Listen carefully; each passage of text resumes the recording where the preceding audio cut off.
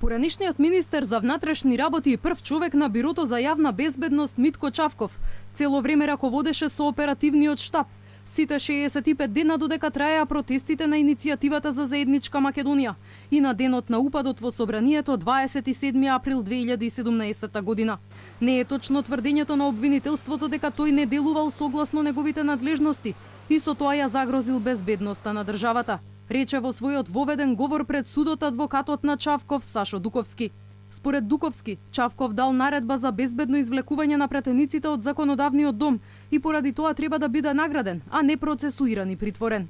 На денешниот втор ден од главната расправа во кривичниот суд говореше и адвокатот на пратеникот Љупчо Димовски, кој врз основа на видео снимки од камерите се товари дека дал насоки за отворање на вратите на парламентот со цел демонстрантите да влезат во собранието.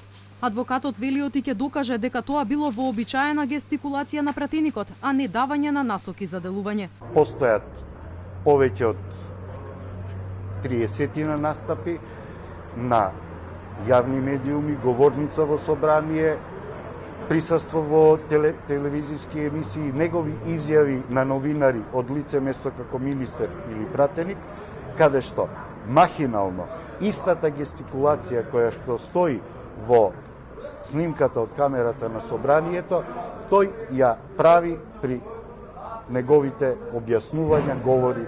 На стартот од судската расправа правниот тим на полицискиот службеник Митко Пешов се пожали на нехуман третман во затворот, во кој Пешов одслужува мерка притвор.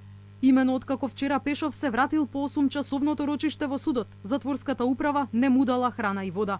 Но и денеска праксата продолжува иста, пошто следуваше повторниот приговор кон судечкиот судија, затоа што тој е должен да ги заштити притворените лица и да се грижи за достоинството на притворените лица. Сите ги знаеме условите во кои што тече овој судски процес, дека е навистина макотрпно цел ден да бидете без храна и без вода. Судијката Добрила Кацарска пак рече дека разговарала со затворот и оти од денеска сите притворени ќе добиваат ручек штом се вратат во установата. Инаку судијката закажа вкупно 37 термини за главна расправа. Првите денови ќе се користат за воведни обраќања на адвокатите на сите 32 обвинети, кои се товарат за делото терористичко загрозување на уставниот поредок и безбедноста.